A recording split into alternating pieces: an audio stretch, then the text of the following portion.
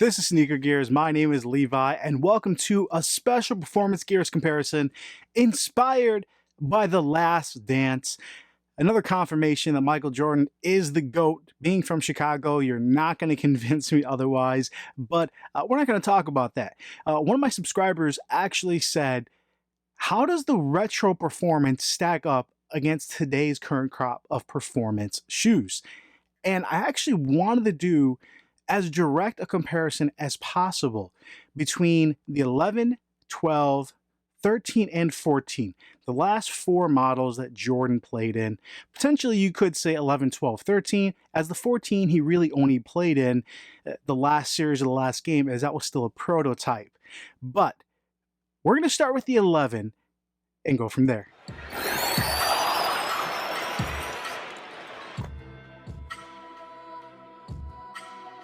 If this is your first time joining the channel, thank you so much. At Sneaker Gears, we look at performance sneakers only, mostly basketball, but training, and we are doing a lot of running as far as you can check out some of our running gear episodes. But today, we're looking at the Jordan 11 versus the most current high-performance signature sneaker that has comparable cushion and setups, and that would be at least in the same ballpark. And that's actually the Nike PG4. Now, as far as how I chose what to compare what, I really wanted to look at the performance specs and see how that older performance specs would relate to something that is new and current. So in the Jordan 11, we had, I believe it's the second time it was used, a full-length Air unit. That was rather comfortable. We had a full carbon fiber shank. We had additional complete lateral support on either side with that amazing patent leather that wasn't just for looks, but added a legit performance aspect. We had an upper that really molded and moved with your foot and made it very easy for anyone to get a quality fit. And we had tried and true herringbone traction, although podular. All right, so how does that stack up against what we have from the current market? Here in 2020, if you wanted a full-length cushion, you're either looking at full-length Zoom, full-length Air, you have full-length foam of various sorts, as well as you wanted something that's not too firm. The Jordan 11 is a comfortable shoe. We're not looking at something that is a guard-centric, really firm. So it has to be a balance. And at the same time, we want something that is going to give you the support and containment. So it can't be something, I'll throw it out there, like the Greek Freak. The Freak 1 has no shank plate, has no real great lateral containment or pieces on it, and it really only has heel zoom. That wouldn't be a very fair comparison. We're looking at the PG4, as you can see back here, because it is the only current performance shoe with a full-length Air, very similar, if not technically a better implementation than we got in the Jordan 11. And I say technically because they're calling it an Air Strobel, meaning the Air unit is supposedly closer to your foot. It's literally the insole and the Air. Now, there is a piece of material there to protect the Air as far as, I guess, from punctures or what have you. So you're not immediately on the Air as far as like Zoom Strobel was, where you have the insole and you see the Zoom. But you are closer to the Air, so that should give you a little more plush ride. You should be able to feel a little bit better impact protection. And then as far as having a shank plate, I believe there's a small one in the PG4. I'm not 100% sure.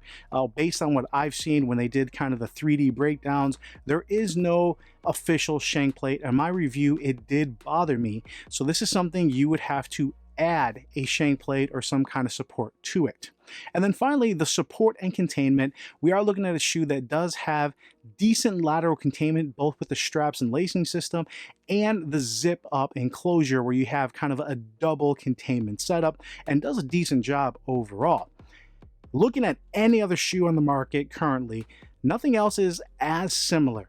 So what do we get when we look at a shoe that is literally 24 years older, and Nike still keeps producing, I guess, more for the casual side? Is it as good as what we have on a current 2020 Nike PG4? Before they answer that, I really wanted to show you guys what pairs I'm testing. I am not using the latest Concord version. I do have that version, which I believe was 2 years ago. It is still dead stock. I can see it from here. This is a 2011 version, no separation. You guys can see the wear, and I'll get some close-ups here. I take pretty good care of my shoes, and I only play in it so often. But this I play in enough where it feels good. It stands the test of time. Is it better than every current crop? No, but it's still really good. This is the most current PG4. I love this colorway. You can get these actually fairly cheap. You have full-length Air. On this one, I did a 12.5. And on these, I could probably do a 12, but a 12.5 fits perfect. And I ended up having to do a 13 on a couple of my pairs, as a 12.5 is harder to find. But of my entire 11s collection, I do have one 12, mostly 13s, and a couple 12.5s, which I'm grateful for. So technically, they are going to fit about the same. So whatever you wear in this, you could wear in this, albeit this is going to be able to give and stretch a little bit more. And this is going to give you more of a traditional tongue. So it doesn't matter if you have a high instep, if you have a wide ankle, you're perfectly fine putting on the 11. The fit on this guy is really limited by that tongue. You essentially either can get your foot in it or you can't. I'm a true size 12, but because I'm a 12 wide, 12.5 generally fits perfect. And a 12.5 in this is spot on. Unlike most of the PG series from 1, 2, and 3, I had to do a 13 on all of them. This does not run nearly as narrow. Once it's on your foot though, it's a comfortable shoe. This modern upper is way more breathable. I'll do some close-up shots, but this material feels like a high-end new version of what we got from kind of that old school, what is that, ballistic mesh.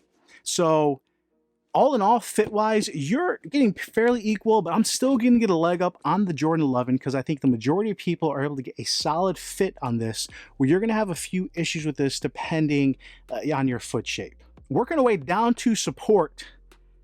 Funny enough, guys, the Jordan 11 is a lot more supportive. You have that giant external shank, so you have no issues, whereas this actually did give me some plantar fasciitis as far as it flaring up for me, which I've had in the past, just because there's no shank plate. That patent leather, it's cold. It does its job, and the newer versions are better. So if you've bought any recent pair of Jordan 11s in the last, I believe, 3-4 years, or since the Space Jam version, where it has the higher cut patent leather, that lateral containment is amazing. It works, it does its job. On the back end, you have an internal solid heel cup as well as the leather and the patent leather, giving almost a triple heel cup. You feel locked in, ready to go no matter what move. The PG4, you do have this plastic overlay that's kind of heat welded that gives a little more containment for those lateral moves. But overall, it's just a very open mesh. It's very comfortable, but it's not giving you nearly the lateral containment. Now the back, this entire back half of the shoe is very sculpted. It does a great job of holding you in, and it actually is pretty firm going almost all the way through the Nike signs. So you have a much better heel containment just because it's not a high top. So it draws you in. Those zippers, if you do zip it up, for me, don't really add too much support, but it is assisting a little bit of that containment where it really does squeeze it tight and kind of pull you into the shoe a little bit more. Overall, it does a good job. I don't want to knock it because it has a flatter base than what the PG2 and PG3 have. It gives you a little more stability, and it is a step up from the PG line, but I'm still going to give the edge to the Jordan 11. Now to the cushion. This is where 24 years should have given this the edge. You have full-length Air. You kind of see the cutout here where the Air actually stops, and it's closer to your foot. It doesn't work as well. The 11 is more comfortable, guys. I don't know what to say. As a performance enthusiast, as someone who's looking for the best performance gear every year, who's always looking for the shoe that moves the needle forward, if you're looking for a full-length Air setup, which you have on the Nike Air Force 2, that feels like you're running on a rock. You have the PG4. This feels comfortable. It does, but it's still a firm ride. It's absorbing impact, and when I played in it, I feel good, but my knees hurt after I play in it, which tells me it's not doing as good of a job. The Jordan 11, I can just enjoy. Now, we're comparing this technology to this. We are not comparing this to a LeBron 17 or the Jordan 34, which is obviously 24 years. Those do have better cushion setups. But if we're looking at equal tech and how far we've come and the improvements they've made, and are they actual improvements, I'm here to tell you the foam setup they used on this, the PSI they used on the 11, and just the overall implementation of the full-length Air. When you look at these two, the 11 wins. All right, down to the traction. It's the 11. I don't even know what to say, guys. I'm almost disappointed. I don't know if you guys are excited or not. I'm disappointed because a shoe that is 24 years old and was clearly ahead of its time should not be able to beat a modern performance shoe, a signature shoe for Paul George, an elite athlete. This traction's good. It's not bad by any means. The PG3 was way better. The PG2 was good and probably on par. This is very good. These two are really close, and I think the herringbone just grabs a little bit better. As far as durability, this has a little bit more rubber. This is going to last a little bit longer. Even if the traction is equal, which it's close, but I'm going to give the edge to the 11, this shouldn't be close. This should be way better, especially when you had shoes like the PG2 and PG3 as predecessors, and Nike has not learned their lesson by taking something that works really well and continue to evolve upon it versus just throwing the baby away with the bathwater, as the saying goes, and just doing something all new. They took the PG3 traction, and just so you guys know, put that on the KD13. That's a baller shoe. But the traction, I'm giving the edge to the 11. So Paul George, an elite athlete, 6'8", all-star, 3 shooting, amazing player, has his own signature shoe. I hope he has some say in what goes into his shoes, where he has the input and he helps him evolve that shoe. But whatever his team is doing, whatever Nike's giving him, this should be a better sneaker than something that's 24 years old. I don't know what to say. On the flip side, the Jordan 11 is still surprising to this day. Now, if we compare this to other shoes, it does not mean this is a better performer. The Jordan 34 is lights out. The KD13, woo, there's a lot of other shoes this is not better than. But we're comparing this to something that has equal and improved tech. And throughout the years, they haven't really improved the tech. The Air unit on this for full-length Air is not really matched, and it gives it a very unique cushion setup that you can't really get in other shoes.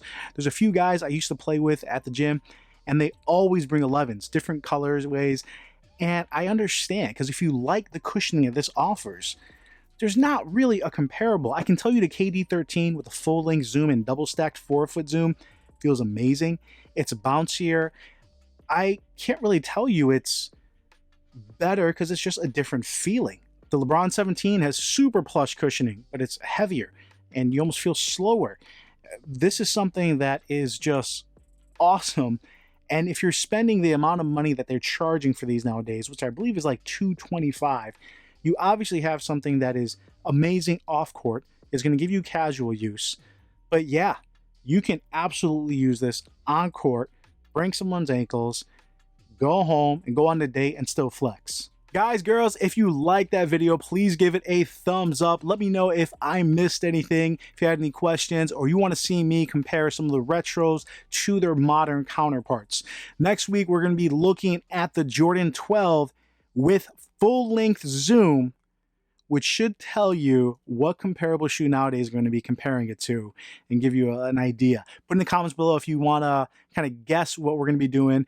If I miss something, I try to respond to everything down low, and I'm always looking to get better.